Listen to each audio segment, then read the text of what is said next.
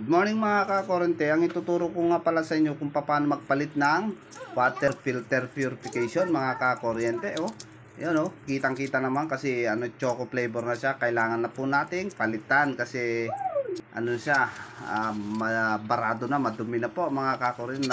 Marami na nasalang putik ang unang gagawin natin yan, i-disconnect lang natin yung hose at ayan, papaluwagan natin gamit ang hook na yan. Yan yung kasama sa pagbili po natin ng water purification.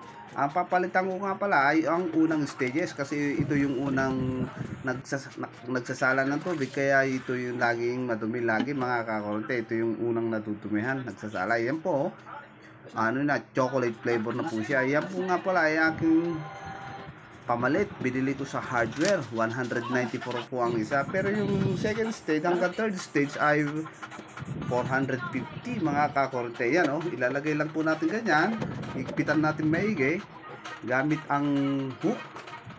Yan hook, yan po ang kanyang paghigpit at pagkalas, kasama po yan yan, higpitan po natin maigi para hindi siya mag-leak. Yan ibalik lang po natin yan para matesting kung may leak at kung malakas na ang ating mga water purification.